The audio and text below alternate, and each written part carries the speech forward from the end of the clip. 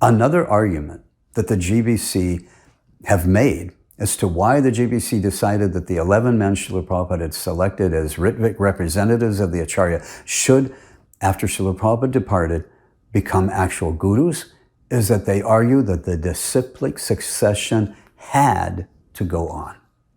And the best ones, they argue, to have got this started was the 11 men His Divine Grace had selected to be Rtvik representatives. They argue that this is the very law of disciplic succession, that one cannot take one's own disciples in the presence of one's guru, but after your guru departs, then you can take. They argue that in order for the disciplic succession to continue, that there had to be current gurus. There just had to be gurus. In 1974, Srila Prabhupada wrote of Srila Bhaktisiddhanta, quote, "He requested his disciples to form a strong governing body for preaching the cult of Chaitanya Mahaprabhu. He never recommended anyone to be Acharya of the Gaudiya Math, but Sridhar Maharaj is responsible for disobeying this order of Guru Maharaj.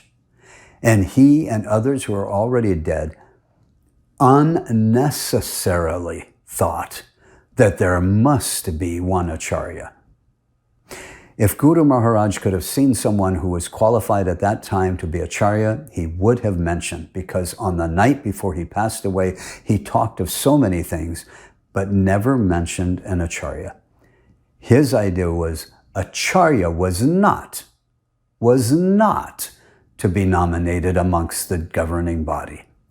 He said openly, you make a GBC and conduct the mission.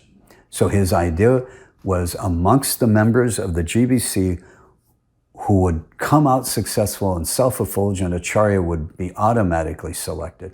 So Sridhar Maharaj and his two associate gentlemen unauthorizedly selected one Acharya, and later it proved a failure. The result is now everyone is claiming to be Acharya, even though they may be Kanishta Adhikari with no ability to preach. In some of the camps, the Acharya is being changed 3 times a year. Therefore, we may not commit the same mistake in our ISKCON camp. Actually, amongst my godbrothers, no one is qualified to become Acharya. So it is better not to mix with my godbrothers very intimately, because instead of inspiring our students and disciples, they may sometimes pollute them. This is a letter written to Rupanuga on the 28th of April, 1974.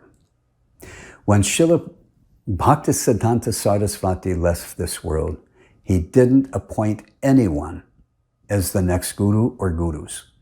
What this means is that according to Srila Bhaktisiddhanta Saraswati and according to our own Srila Prabhupada, they did not teach that there has to be guru immediately after the Acharya departs this world. Srila Prabhupada described Srila Sridhar Swami's idea that there had to be a guru right away as unnecessary. And the fact that Sridhar took action to assure that there would be a guru, that the disciplic line would continue immediately, according to our Srila Prabhupada, that act was disobedient to the order of Srila Bhaktisiddhanta Saraswati.